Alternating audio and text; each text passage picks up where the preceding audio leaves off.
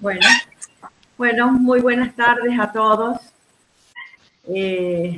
Lamentamos mucho todos estos problemas de conectividad, pero bueno, son los problemas de la tecnología muchas veces. Señor presidente de honor, profesor doctor Zenón Faelo, autoridades de la academia, señores académicos y amigos de la Academia de Ciencias Médicas de Córdoba, les doy mi más cálida bienvenida a fin de compartir la conferencia del día que va a estar a cargo de la profesora doctora Susana Noemí Zeni. Para mí es un honor presentarla, ya que la conozco de hace más de 30 años. Hemos compartido con Susana muchas reuniones científicas en la Asociación Argentina de Osteología y Metabolismo Mineral. Hemos compartido cursos, hemos compartido discusiones de tesis doctorales y realmente, aparte de sus background científico, que es excelente, es una extraordinaria persona, muy amiga, muy colaboradora y para mí realmente la voy a presentar con mucho cariño. La doctora Susana Zeni es licenciada en Ciencias Químicas y doctora en Ciencias Químicas, ambos títulos obtenidos en la Facultad de Ciencias Exactas y Naturales de la Universidad de Buenos Aires.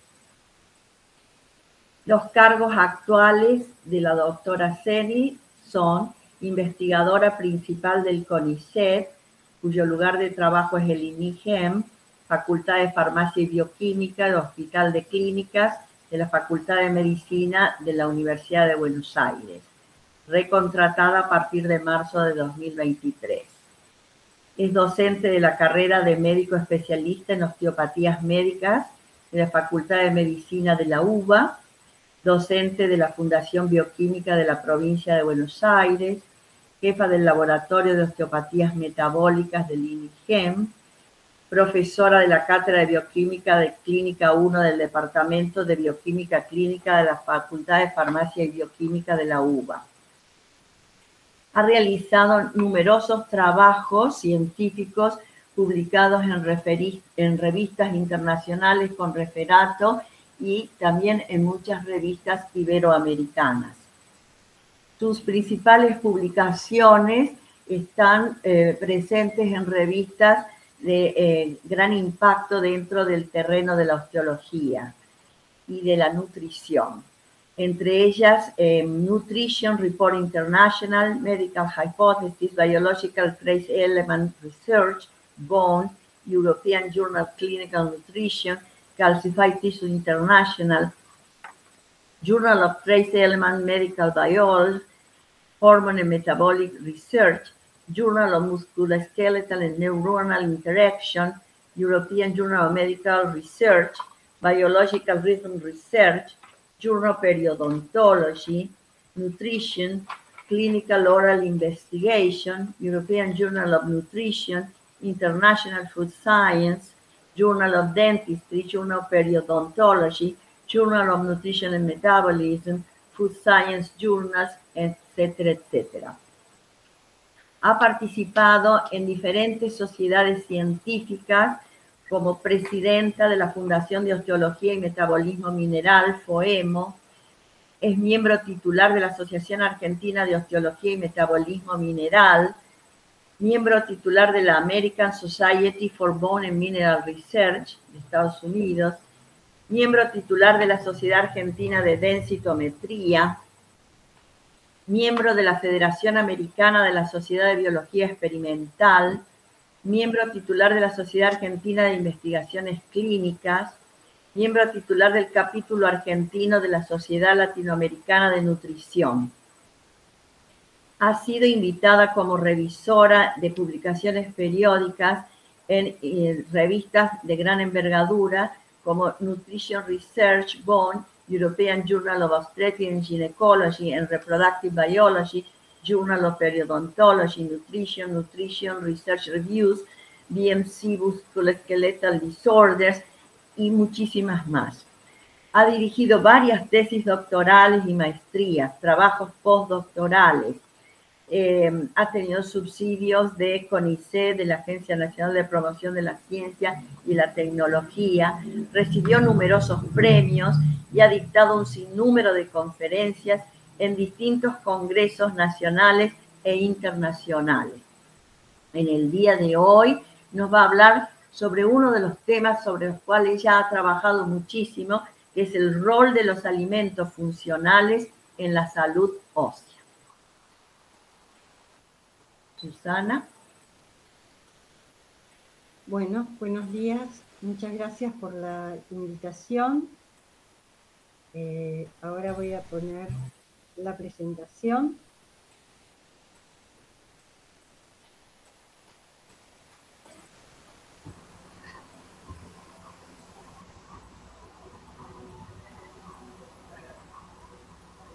Bueno, me van a comentar si lo ven bien, porque yo no los puedo ver a ustedes.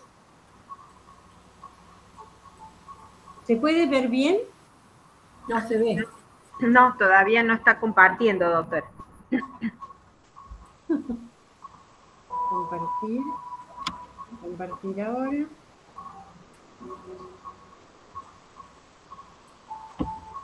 Toda la pantalla, esto. Toda la pantalla.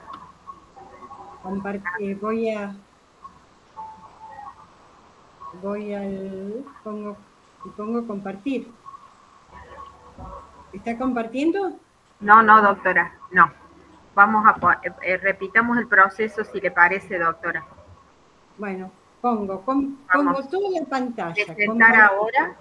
Presentar ahora. Toda la pantalla. Perfecto. Ahora, ¿no? Hizo bien recién, doctora, estaba bien. Presentar ahora. Toda la pantalla. Toda la pantalla. La toco. Haga doble clic hasta que le haga el efecto espejo. Compartir. Y me voy a mi Power, ¿está bien? Perfecto, su PowerPoint, doctora, ¿sí? Perfecto, ahora sí. Excelente, Ahora sí. Excelente. Pongo a ocultar, exacto, gracias. Bueno, muy bien, muchas gracias por la invitación. Bueno, y en esta oportunidad voy a hablar de alimentos funcionales en la salud ósea, entendiendo por salud ósea el mantenimiento de la masa esquelética adecuada a lo largo de toda la vida. En esta diapositiva se puede ver cómo varía la masa ósea tanto para los hombres como para las mujeres a lo largo de las distintas etapas de la vida. Vemos que la masa ósea aumenta hasta lo que se denomina pico de masa ósea, que es un poco más alto en hombres que en mujeres, que ocurre aproximadamente a los 30 años de edad. A partir de ese momento comienza una pérdida paulatina pero constante de masa ósea, tanto en hombres como en mujeres, que se acelera en la etapa pomenopáusica de la mujer para luego, alrededor de los 70 años, volver a tener la misma caída que en los hombres. Existen muchas situaciones que pueden afectar tanto la adquisición del pico de masa ósea, que va a ser el capital con que cuenta el individuo para hacer frente a la pérdida que después normalmente ocurre con la edad, pero también otros factores pueden afectar directamente la pérdida de masa ósea, ¿sí? Y dar lugar al desarrollo de osteopenia u osteoporosis. En esta diapositiva vemos la enorme cantidad de factores negativos que intervienen en el posible desarrollo de osteopenia y osteoporosis. En nuestros estudios nosotros tratamos dos tipos, los factores negativos nutricionales, como el estado fisiológico respecto de la vitamina D y la baja ingesta de calcio.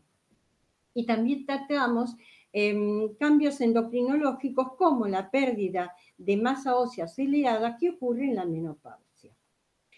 Bueno, comencemos con lo que pasa con la ingesta baja de calcio. Acá tenemos cuál es la ingesta promedio global de los miligramos de calcio por día en el adulto. Ven que hay una diferencia entre los distintos países.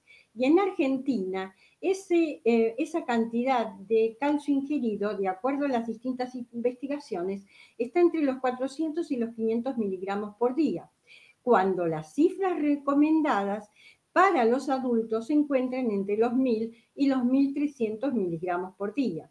Esto significa que existe un altísimo porcentaje de la población argentina que no cubre las ingestas recomendadas y que entonces podrían desarrollar pérdida de masa ósea. Frente a esta situación, ¿qué es lo que podemos hacer nosotros para mejorar esa ingesta de calcio? O sea, la disponibilidad de calcio para que se incorpore a hueso, que es el que determina los requerimientos de este mineral. O aumentamos el consumo de alimentos aportadores o aumentamos la absorción intestinal.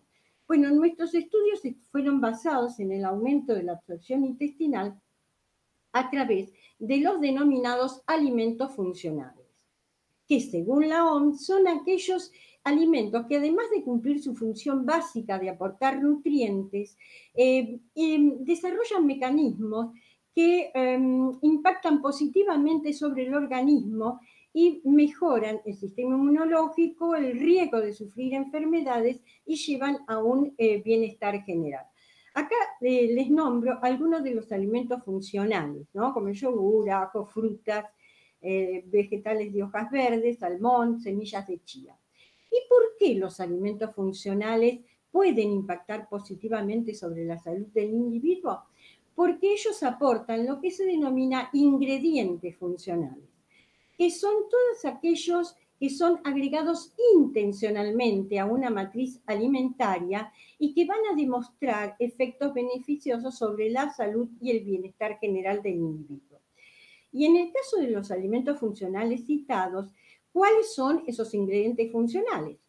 En el caso del yogur, los probióticos, que son microorganismos, en el caso de ajos, cebollas, etcétera, son prebióticos, que son oligosacáridos. Las frutas son alimentos ricos en antioxidantes, las semillas de chía son ricos en ácidos grasos omega 3. Entonces, aquí nombramos dos ingredientes funcionales, que eran los prebióticos y los probióticos. Los probióticos, como les dije, son oligosacáridos no digeribles, que pasan intactos al colon, donde actúan como sustrato de bacterias que se suponen benéficas para el organismo, estimulando su crecimiento y actividad. Los probióticos son esas bacterias que utilizan a los prebióticos como sustratos y que los metabolizan. Y los productos de metabolización, que se llaman postbióticos, son los que van a ejercer los efectos positivos en todos los estados fisiológicos. La mezcla de prebióticos y probióticos se denomina simbióticos. Por lo tanto, integrando los alimentos funcionales, entre los alimentos funcionales, ¿sí?, se encuentran los prebióticos, que constituyen el ingrediente funcional de estos alimentos. ¿Y qué son los prebióticos? Son oligosacáridos no digeribles, ¿sí? Y entre los oligosacáridos no digeribles que nosotros utilizamos en nuestras investigaciones son los galactoligosacáridos y los fructooligosacáridos. En esta diapositiva tenemos la estructura química de estos componentes. Los GOS son uniones repetidas de galactosa. Esas uniones son de tipo beta. Nosotros no tenemos beta-galactosidasa, por eso pasan sin ser digeridos directamente al colon. ¿Qué pasa con los GOS? Tienen lo que se llama un grado de polimerización, o sea, números de glucosas unidos menor a 10. Eso hace que tengan una rápida fermentación y que la fermentación ocurra en la parte más proximal del colon. Mientras que los FOX son uniones repetitivas de fructosa, también con uniones de tipo beta, y que como tienen un grado de polimerización mayor que 10, tienen una fermentación lenta, lo cual hace que se fermenten en la parte distal del intestino grueso. Todo lo cual hace que si utilizamos ambos en conjunto, el efecto prebiótico será a lo largo de todo el intestino grueso. ¿Cuál es el mecanismo de acción de los prebióticos? Bueno, primero suministrar el sustrato a los probióticos, estos los metabolizan y dan productos de metabolización. Dependiendo del probiótico, va a ser el tipo de producto de metabolización liberado. En el caso de los Bacillofos, se liberan péptidos antimicrobianos que inhiben el desarrollo de bacterias biológicas. Pero otros posbióticos son los ácidos grasos de cadena corta, acético, butírico y propiónico, que disminuyen el pH intestinal. Esta disminución del pH intestinal también inhibe el crecimiento de todas aquellas bacterias que no sean ácido resistentes, por lo cual el consumo de estos prebióticos van a modular la composición del microbioma colónico. Por otro lado, entre los ácidos grasos de cadena corta, el butirato es la fuente que utiliza exclusivamente las células intestinales, lo cual va a favorecer la integridad de la barrera intestinal, ¿sí? Y digamos, y va a permitir en mejor medida el proceso de absorción. Por otro lado, el butirato y el propionato actúan como moléculas de señalización. Son moléculas pequeñas que atraviesan las células intestinales y pasan a sangre. Ahí son detectados por las células inmunes y estas liberan al medio anticuerpos que también van a mejorar la salud del intestino y a sangre liberan citoquinas antiinflamatorias que mejoran la respuesta también inmune del organismo. ¿Y por qué este mecanismo de acción favorecería la absorción de calcio? Bueno, porque el intestino grueso presenta la tasa más elevada de transporte de calcio en comparación con otros segmentos intestinales. Y recuerden ustedes que en la parte del intestino delgado solamente se absorbe, dependiendo de la matriz alimentaria, entre el 15 y el 30% del calcio ingerido. Por lo tanto, pasa al intestino grueso aproximadamente el 70% del calcio, que si se mantiene en solución puede ingresar a sangre y de allí distribuirse a los distintos tejidos que lo necesiten. Acá tenemos cómo ejercería su acción los posbióticos en la absorción activa y pasiva de calcio. Por un lado, la disminución del pH intestinal lo que hace es mantener las sales de calcio en solución. Recuerden que las sales de calcio son bastante insolubles.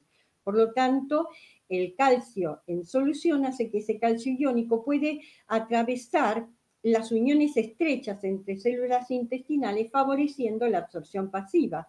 Por el otro lado, el butirato, al ser la fuente energética de los colonocitos, aumenta la densidad y la profundidad de las criptas, favoreciendo también la superficie de absorción. Y al actuar como moléculas de señalización, estimula la síntesis de los transportadores de calcio y, por lo tanto, la absorción activa de calcio. Una cosa que tenemos que recordar de la absorción de calcio es que depende de la vitamina D. La vitamina D estimula la transcripción de más de 1000 genes en el organismo y a nivel intestinal estimula la producción de las proteínas denominadas claudinas, que son esas proteínas que se encuentran en las uniones estrechas y que dejan el pasaje de iones y otras sustancias a su través. Y también estimula la transcripción de genes de las proteínas transportadores de calcio como la calvindina, favoreciendo en ese caso el pasaje del calcio de la parte apical a la vasolateral y de allí a sangre. En base a esta introducción, en el Laboratorio de Osteopatías Metabólicas del INIGEM, realizamos una serie de estudios experimentales utilizando los Bacillofos, los cuales dieron lugar a 2 tesis doctorales, la de Gabriel Brick y Mariana Seijo. Los modelos experimentales utilizados fueron la rata Wistar. Colocamos las ratas en apareo, a los 21 días de vida de esos animales se produce el destete y utilizamos la rata macho para crecimiento normal y para estudios de recuperación nutricional.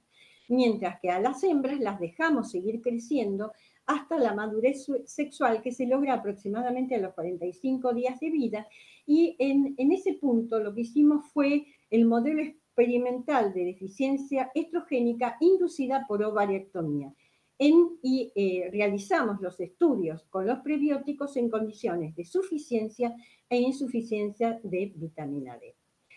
Veamos primero los estudios sobre de los prebióticos durante la etapa de crecimiento, basándonos en la hipótesis de que los productos de metabolización de los probióticos por el consumo de GOS-FOS iban a modular la composición del microbioma, lo cual iba a cambiar la liberación de enzimas bacterianas en el microambiente colónico, la producción de ácidos grasos de cadena corta disminuirían el pH, mantendrían la salud del epitelio intestinal y, como les dije, también pasarían a sangre, donde como moléculas de señalización afectarían órganos y tejidos. Nosotros evaluamos la posibilidad de evaluar todos estos efectos y consideramos que si se producían iban a aumentar la absorción de los minerales óseos, que iban a llevar a una mayor retención del mineral en hueso, que se denomina biodisponibilidad, y eso aumentaría la calidad del hueso formado. Los primeros estudios fueron en el 2011, donde ya se sabía que los prebióticos tenían efectos a nivel intestinal. Se los utilizaba inmunológico, ¿no? Se los utilizaba para la disminución de las diarreas infantiles. Entonces, estos primeros estudios utilizamos animales de 21 días de vida alimentados con la dieta recomendada para roedores en crecimiento, que es la IN93G, que aporta 0,5% de calcio, 17% de proteína y 200 unidades internacionales de vitamina D. Esa es la dieta control. Además, fabricamos una dieta que solamente aportara la mitad del calcio requerido. ¿De dónde sacamos los prebióticos? Bueno, nosotros sabíamos que Nutricia Bagó, con la cual teníamos relación, tenía en el mercado dos tipos de leche. La Vital infantil, a la cual nosotros le ajustamos el 0,5 y el 0,3% de calcio, que no contiene prebióticos, y también tenía otra fórmula que se llama Nutrilon Premium, que tiene la misma fórmula que Vital, pero que además aporta lo que en ese momento se llamaba Immunofortis, o sea, el 5% de Immunofortis, que no es más que una mezcla prebiótica registrada de GOS y FOS en la proporción 9:1. Estos estudios fueron hasta los 40 días de vida, y ¿qué es lo que vimos? Que bueno, que dándoles todas las dietas, independientemente del contenido de calcio de las mismas, aumentaba del peso. Cuando quisimos hacer los estudios intestinales tuvimos un problema, y el inconveniente es que mientras AIN93 no tenía diarreas, los animales alimentados con Nutrilon o con Vital sí presentaban diarreas.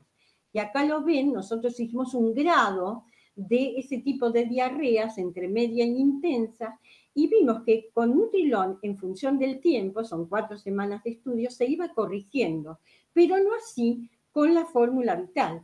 Y nosotros, ¿cuál es el problema? Bueno, cuando fuimos a la fórmula, vimos que Nutrilon y Vital aportan el 50% de lactosa, y la rata solamente soporta el 14%. Más allá de ese porcentaje da diarrea. Sin embargo, pudimos evaluar el desarrollo del lactobacillus observando que a partir de la primera semana de consumo, en Nutrilon, independientemente del contenido de calcio, aumentaba el desarrollo del lactobacillus, no así Vital. También observamos que se disminuía el pH por el consumo de Nutrilon, también por Vital, porque la lactosa tiene efecto prebiótico, también independientemente del contenido de calcio. En cuanto al efecto a nivel de la masa ósea, vimos que los dos niveles de calcio se encontraba aumentada la masa ósea a nivel de la tibia proximal, con los 2 niveles de calcio, no así la columna. Y esto se debe a que las ratas es un animal cuadrúpedo, entonces el efecto del peso en la masa ósea no se produce a nivel de la columna. Bueno, con estos datos le solicitamos a Nutricia Bagó si era posible que nos fabricara Nutrilon, ya no Vital, ¿sí?, deslactosado. Y entonces lo que nosotros ajustamos fue a 0,3 y a 0,5, y realizamos en el 2012 también, evaluamos cuál era el crecimiento normal alimentados con la IN93, la dieta control, con menos calcio, y la dieta de Nutrilon con 0,5 y 0,3% de calcio. Confirmamos los resultados anteriores sobre el crecimiento del lactobacillus y el pH.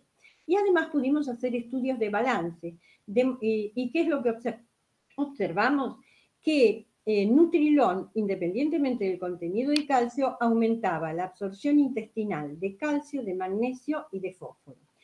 Además pudimos evaluar enzimas fecales que nos hablaban de la composición del microbioma.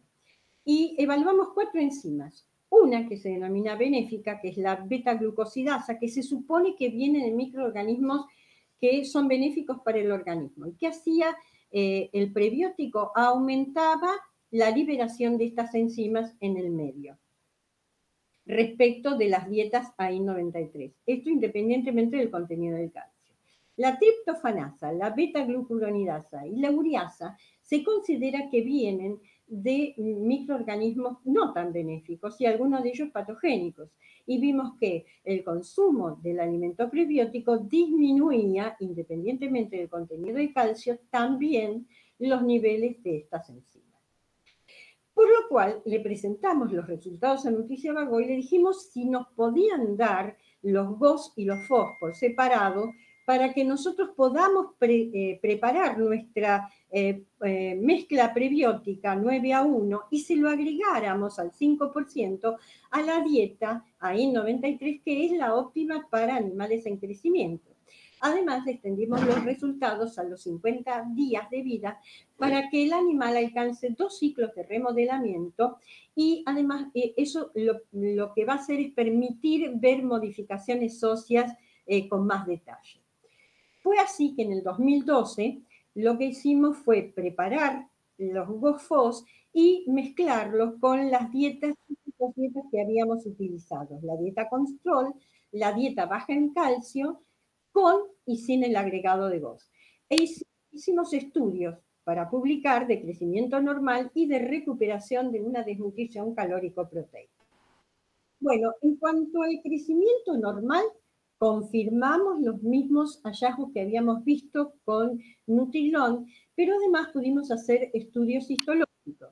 Y vemos que la disminución en el volumen trabecular que se observaba con los animales que eran alimentados con la dieta con bajo aporte de calcio, se producía una recuperación en esos animales si a la dieta se le mezclaba la mezcla prebiótica de GOFO. Fíjense que estos animales adquieren el volumen óseo que los animales control. Este aumento en el volumen óseo se puede ver en el mayor número de trabéculas que se observa en aquellos animales que fueron alimentados con con prebióticos al 0,3% de calcio, que es similar al de los alimentados con la dieta control. Lo mismo se produjo en el cartílago de crecimiento. También pudimos evaluar, hicimos estudios bioquímicos viendo que el único factor que variaba en este caso era el CTX. ¿Qué es el CTX? Es un marcador de resorción. Cuanto más elevado se aumenta, el proceso de resorción ósea está más elevado y todo aumento en el proceso resortivo lleva a pérdida de masa ósea. Y vimos que los animales que eran alimentados con el bajo aporte de calcio tenían una resorción elevada respecto del control y que el consumo en ese contexto, una dieta baja en calcio con prebióticos, reducía el nivel del CTX hasta las del grupo control. También pudimos ver que estos animales consumiendo el prebiótico con baja ingesta de calcio lograban una densidad mineral ósea de tibia proximal similar a lo de los animales control. Y lo mismo pasaba con distintos parámetros biomecánicos que hablan de la microarquitectura del hueso formado. En cuanto a los estudios sobre la recuperación nutricional, se basaron en un modelo de desnutrición que nosotros lo conocemos de hace mucho tiempo, y que es que estos animales en el momento del destete son alimentados con una dieta AIM93, pero ahora M. Esta dieta M es la recomendada para animales adultos, es una dieta de mantenimiento que solo aporta el 4% de proteínas. Estos animales, al consumir esa dieta durante 7 días, ¿sí? No pueden crecer. Por lo tanto, también limitan el consumo de alimentos, dando lugar a animales con una desnutrición calórico-proteica. Estos animales fueron sometidos a las mismas dietas que vimos anteriormente de recuperación, hasta los 50 días de vida. ¿Y qué es lo que observamos? Vimos cómo se detenía el peso corporal durante esos 7 días y cómo se recuperaba más adelante con todas las dietas. Mientras que la longitud corporal y la longitud del fémur también aumentaba, pero en los animales que consumían la dieta baja en calcio no llegaban al valor de los otros grupos. También vimos que independientemente del contenido de calcio, la dieta de recuperación con prebióticos estimulaba el desarrollo de lactobacilos y disminuía el pH secal, estimulaba la absorción aparente de calcio, fósforo y magnesio y también disminuía el nivel del CTX al nivel de los animales desnutridos alimentados con la dieta I93G05. En cuanto a los estudios sobre el hueso, ¿qué es lo que vimos? Que nuevamente los animales desnutridos que consumían baja ingesta de calcio, pero con prebióticos, aumentaban, o sea, alcanzaban el volumen óseo de los animales desnutridos que eran alimentados con la dieta control para animales durante el crecimiento. Esto sucedía en el volumen óseo, en la densidad mineral de columna y de tibia proximal, en el número de trabéculas, que lo pueden ver acá, ¿sí? Sería este gráfico comparado con este otro, DP3 comparado con DA, y también en el cartílago de crecimiento, y respecto de los parámetros biomecánicos se recuperaba la rigidez ósea y el módulo de elasticidad, pero no la fuerza máxima de fractura. Ahora, cuando miramos qué pasaba con los animales desnutridos, que habían consumido la dieta 0,5% con prebióticos, vemos que llegaban a valores, ¿sí? Aquí, valores superiores a los que se lograba con los animales desnutridos que habían consumido la dieta AIN 93. Cuando estos valores los comparamos con los controles que no habían sufrido desnutrición, vimos que esta dieta DP5 hacía que el parámetro de volumen óseo, la densidad mineral ósea de tibia columna, el número de trabéculas, la rigidez ósea y el módulo de elasticidad aumenten hasta alcanzar el valor de la masa ósea en los animales controles alimentados con la dieta recomendada que no habían sufrido desnutrición.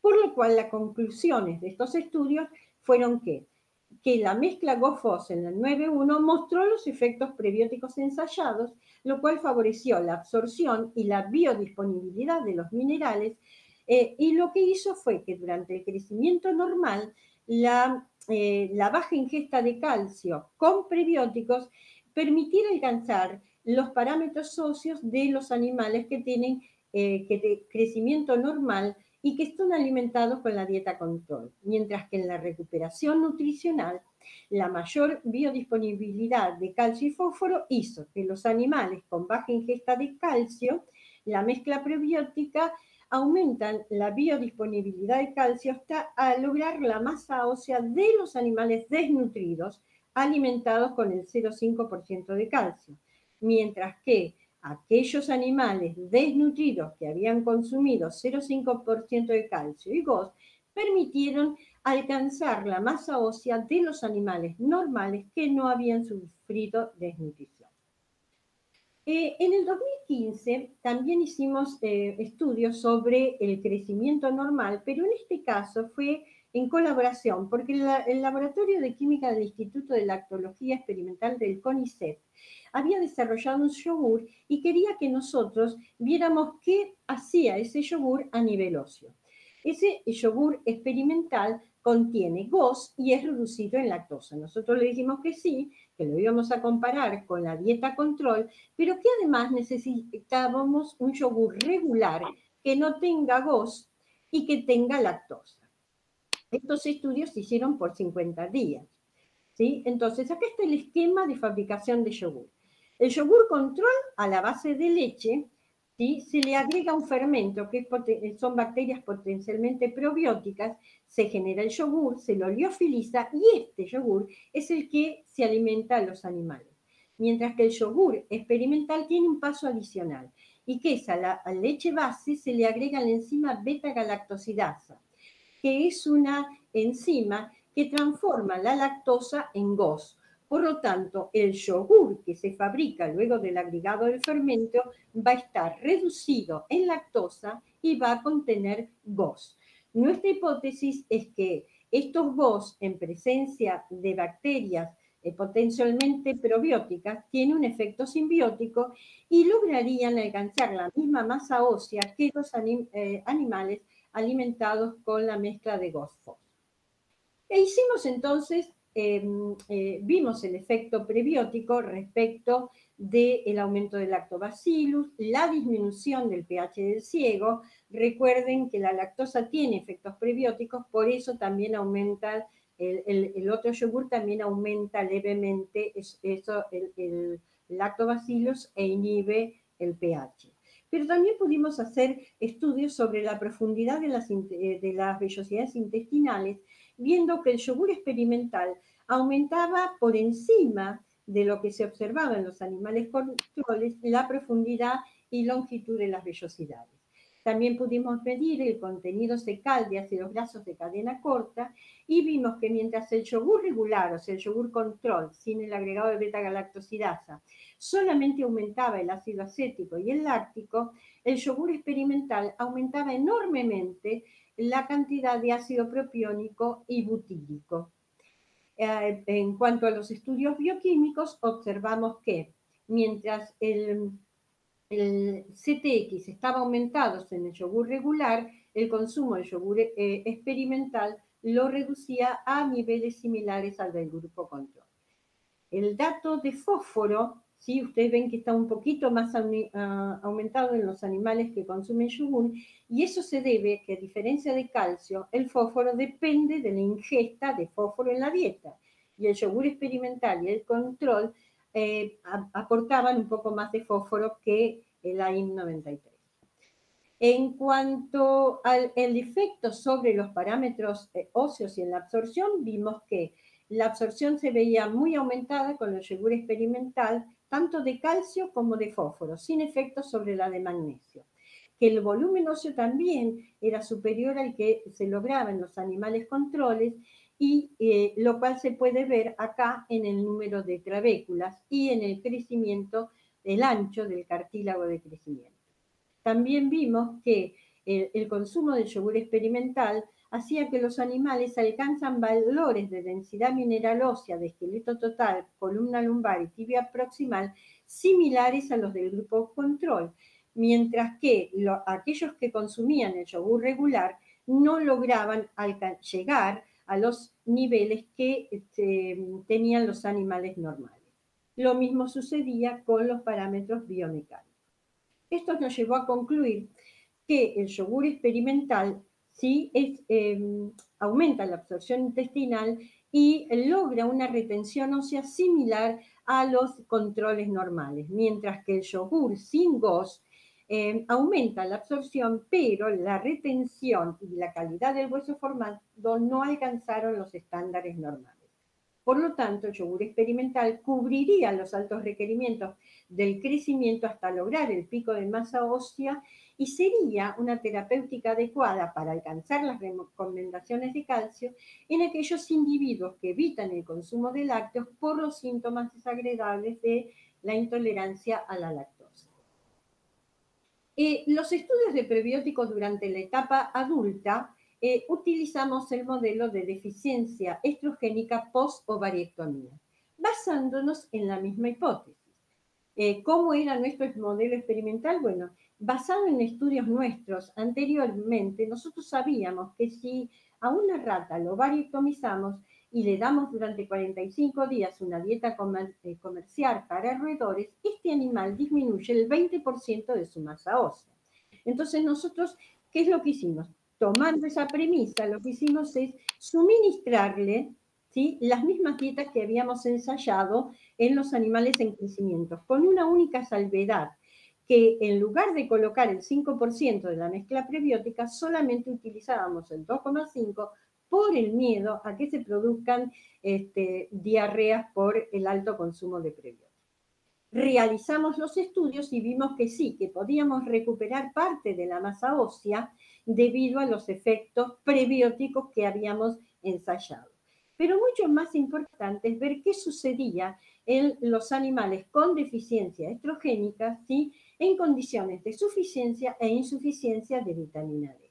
Por eso realizamos otro estudio basándonos en que la insuficiencia de vitamina D, como la del calcio, también está ampliamente difundida en el mundo. Y en nuestro país, además de existir una insuficiencia en la parte sur de nuestro país, también en la parte centro y norte del país existe un alto porcentaje de individuos con insuficiencia de vitamina D. En este caso, nosotros postulamos que posiblemente esa insuficiencia de vitamina D afecta el mecanismo de acción de los probióticos y esto, la absorción, la retención y la calidad del hueso formado. El modelo experimental varió un poquitito del que habíamos hecho con los animales con deficiencia estrogénica solamente. Y fue que acortamos el uso de la dieta comercial a 15 días. Pero luego, durante 45 días, los dividimos en dos grupos. A unos se les dio la dieta habitual para estos animales, que es la dieta de mantenimiento con 100 unidades de vitamina D, que aporta 4% de proteína, ¿sí?, y 0,5% de calcio, mientras que al otro grupo se le dio también esa dieta de mantenimiento con la única salvedad de que no aportaba los 100 unidades internacionales de vitamina D.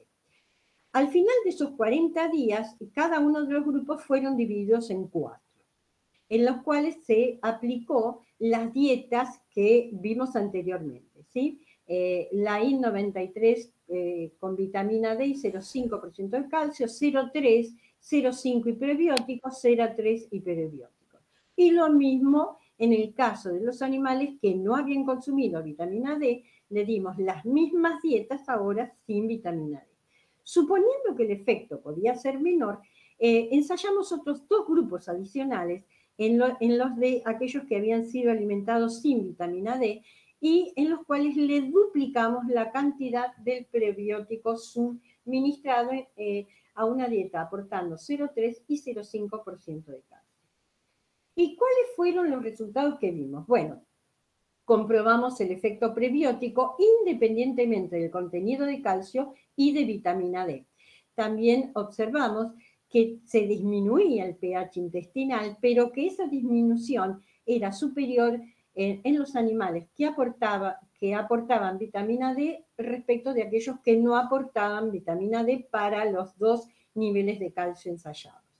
En cuanto a las enzimas, vimos que el efecto no dependía de calcio ni de vitamina D respecto de la beta-glucosidasa, la beta-glucuronidasa, triptofanasa, pero en el caso de la ureasa, cuando se utilizaba vitamina D se producía el mismo efecto anterior, pero cuando los animales eran alimentados con baja ingesta de calcio y sin vitamina D no se encontraba efecto en el cambio enzimático de esta enzima en las heces. Cuando vimos cuál era el efecto sobre las profundidades intestinales, vimos que la falta de vitamina D disminuía la profundidad de las vellosidades intestinales, pero que la recuperación era mucho más eficiente en presencia de vitamina D que sin vitamina D y con prebióticos, por supuesto, para los dos niveles de calcio ensayados. Cuando vimos los estudios bioquímicos, acá pueden ver que aquellos animales alimentados sin vitamina D tienen disminuidos los niveles del indicador de estado nutricional respecto de la vitamina D, que es el 25-hidroxicolecalciferol. También lo que vimos que tenían mayor estado inflamatorio a nivel sanguíneo, medido mediante la PCR ultrasensible, aquellos animales ¿sí?, que no tenían el aporte de vitamina D, independiente del contenido del calcio y de prebiótico. Por otro lado, también vimos que el efecto de disminuir el nivel del CTX era mayor en condiciones de suficiencia de vitamina D que de insuficiencia de vitamina D. La absorción de calcio, por supuesto, y de fósforo disminuía enormemente en condiciones de insuficiencia de vitamina D. Y el aumento en la absorción aparente, el porcentaje era mucho mayor en los animales que consumían el prebiótico en el contexto de vitamina D que sin vitamina D. A excepción del magnesio. En el magnesio no existió efecto respecto de la vitamina D. Y nuevamente la recuperación de la masa ósea fue mucho mayor en condiciones de suficiencia de vitamina D y prebióticos que en condiciones de insuficiencia de vitamina D y prebióticos. Cuando vimos el volumen óseo pasaba exactamente lo mismo, ¿sí? La recuperación de volumen óseo era mucho mayor en suficiencia de vitamina D y prebióticos que en insuficiencia de vitamina D y prebióticos. Lo mismo en la biomecánica del hueso. Acá tienen el número de trabéculas que se ve totalmente afectado cuando los animales consumen, prácticamente no hay, cuando consumen bajo aporte de calcio y sin vitamina D. Y esta recuperación, ¿sí?, es mayor en condiciones de prebióticos con vitamina D que sin vitamina D. Cuando vimos el efecto de duplicar el consumo de prebióticos, vimos que se mejoraba el porcentaje de agua en heces y la profundidad de las criptas intestinales, que aumentaba un poco la absorción intestinal de calcio y de fósforo, y también la de magnesio. Se recuperaba parte del volumen óseo, pero en cambio los parámetros densitométricos, bioquímicos y mecánicos no sufrían cambios al duplicar el consumo de prebióticos. Por lo tanto, ¿qué concluimos? Que la mezcla de prebióticos en ratas adultas suficientes en vitamina D y masa ósea mostró los efectos prebióticos ensayados, aumentó la absorción intestinal y la disponibilidad de calcio que permitió recuperar parte de la masa ósea perdida por deficiencia estrogénica. Y que en condiciones de baja ingesta de calcio, la mezcla prebiótica logró que se alcanzaran niveles similares en la masa ósea de aquellos animales que habían consumido la dieta que aportaba las recomendaciones de calcio. ¿Y qué es lo que sucedió finalmente con los efectos de los prebióticos en condiciones de hipovitaminosis D? Bueno, no se afectó el consumo de alimentos ni el peso corporal de los animales, pero sin embargo afectó la profundidad de las vellosidades intestinales, que se corrigió al duplicar la concentración de la mezcla prebiótica en la dieta.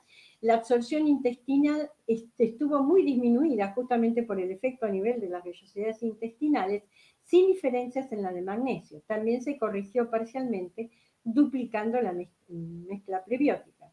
Y en cuanto a la retención ósea, la hipovitaminosis D no logró que se recuperara la resorción medida por el CTX, lo cual afectó negativamente a la recuperación de la masa ósea y el contenido mineral en fémur. Y esta corrección solamente fue parcial al duplicar la cantidad de muestra prebiótica. Y la calidad ósea también se vio negativamente afectada, ¿sí? Y al duplicar también, ¿sí?, se lograron un poco más elevados, pero que los grupos con suficiencia de vitamina D. En conclusión, nosotros concluimos que la mezcla prebiótica en adultos sería una herramienta útil para mejorar la absorción de calcio y reducir la pérdida de masa ósea excesiva, pero que debería controlarse el estado nutricional de vitamina D para evitar un menor efecto prebiótico sobre el metabolismo óseo. Muchas gracias.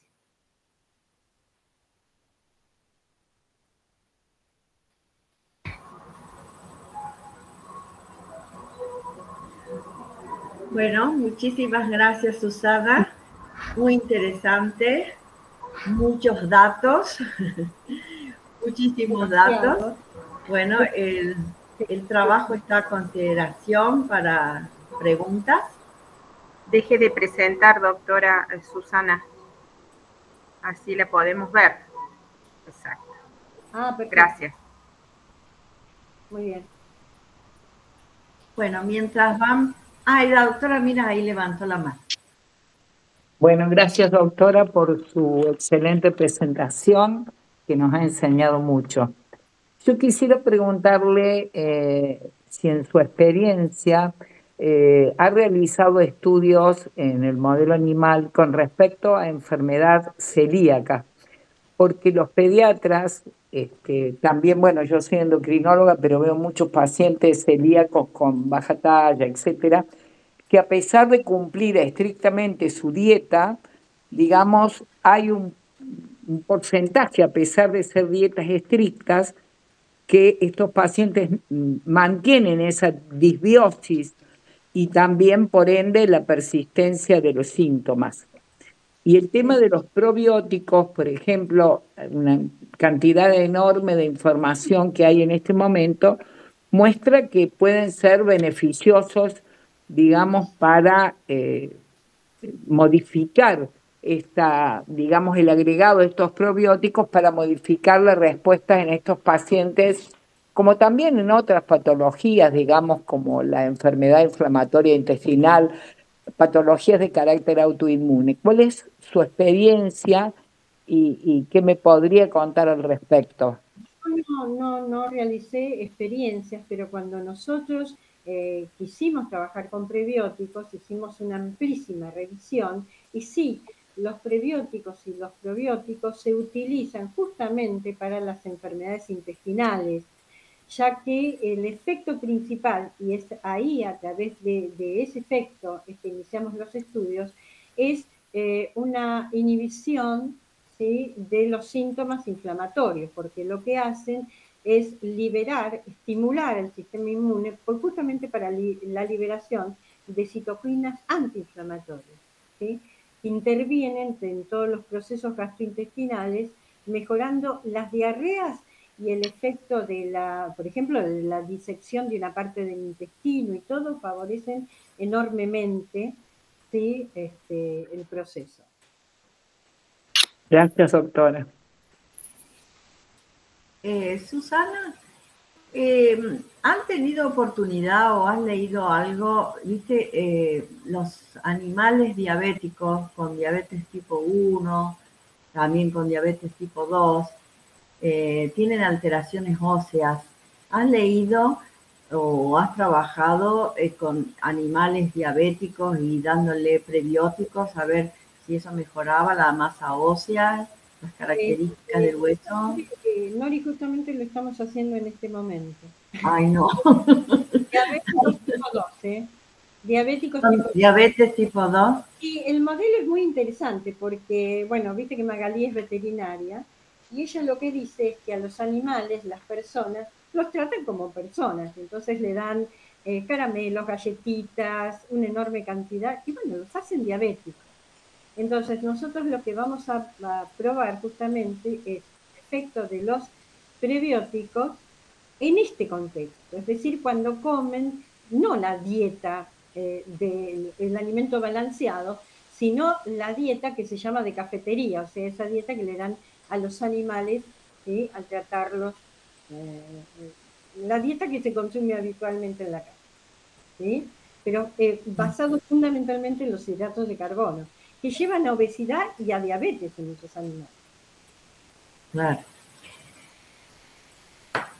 ¿Ustedes no tuvieron posibilidad de estudiar cómo estaban los transportadores de calcio en el intestino? O sea, a nivel apical, a nivel, digamos, ¿qué facilita más? ¿Por vía transcelular o por vía paracelular los prebióticos, el pasaje de calcio? Los prebióticos lo que hacen es fundamentalmente por la vía paracelular, ¿sí? Paracelular. Estimulan más la vía paracelular. Nosotros quisimos realizar mediciones inmunohistoquímicas de canales de calcio y de calvindina, pero la verdad no tuvimos resultados positivos. Y considerando que digamos, en general en la Argentina el consumo de calcio es insuficiente, sí, y digamos los niveles de vitamina D también muchas veces son insuficientes. Sí. En personas de mujeres pomenopáusicas u hombres, digamos, adultos mayores, ¿cuál sería o cómo recomendarías vos los prebióticos, qué usar y qué, digamos, cuánto usar para que no genere ningún otro efecto también indeseable, ¿no? Sí.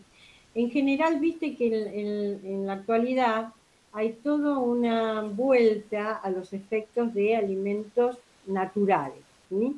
Y tal es así que, por ejemplo, cuando ya hay una pequeña alteración de la masa ósea, los profesionales ya no recomiendan tanto el consumo de calcio directamente, sino se recomiendan el consumo de, por ejemplo, yogur extra calcio, ¿sí? Y ese tipo de yogur por lo menos aportan probióticos, pero si vos te fijas, hay una enorme cantidad ahora de compuestos que aportan, ¿sí?, alimentos funcionales, ¿sí? Lo cual es muy importante en aquellos individuos que sí, que tienen deficiencia en la ingesta de calcio, pero todavía no está muy claro por cuánto tiempo. Eso varía con el individuo, porque pueden producir diarreas por el alto consumo de estos alimentos, ¿sí? Entonces lo que se dice es, como con el tratamiento con bifosfonatos, por ejemplo, hacer lo que se dice una pausa en el consumo de estos alimentos, ¿no? Y pasar a otro tipo de alimentos que también aportan prebióticos, aunque no aporten calcio. Y que son naturales, por ejemplo, los brócolis, ¿sí? Por ejemplo, los repollitos de Bruselas, esas cosas.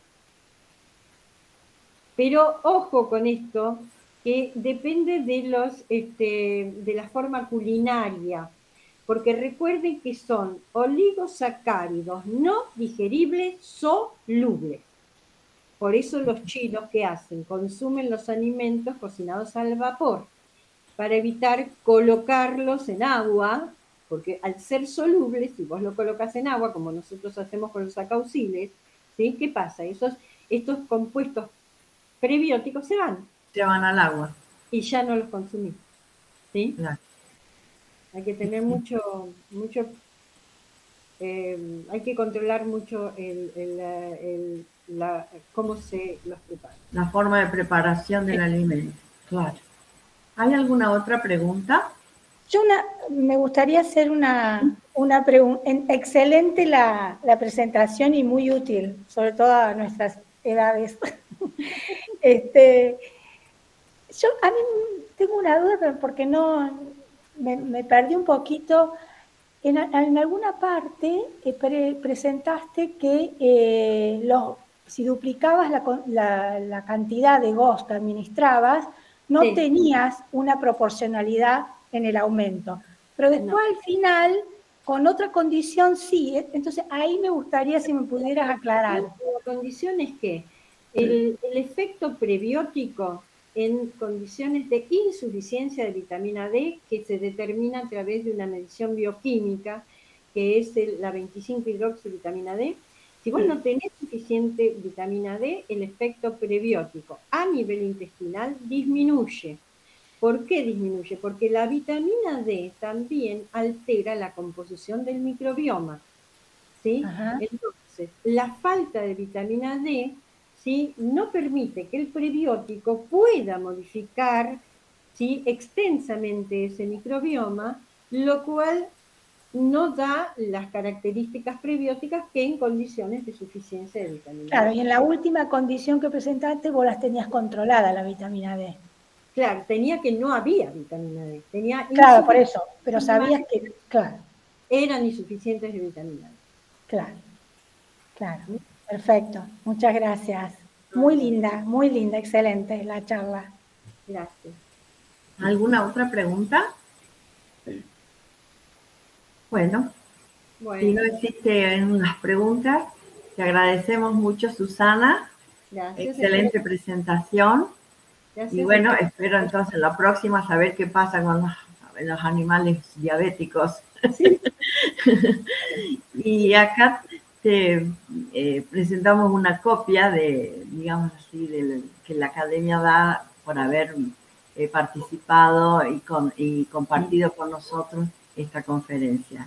Que te agradecemos mucho y que, bueno, esperamos ver entonces los próximos resultados muy pronto. Muchísimas gracias. Muchísimas gracias. Muchas gracias a vos. Chao, hasta luego. Chao. Muchas gracias, felicitaciones, doctora. Gracias. Muchas gracias. Muchas gracias. Felicitaciones, muchas gracias.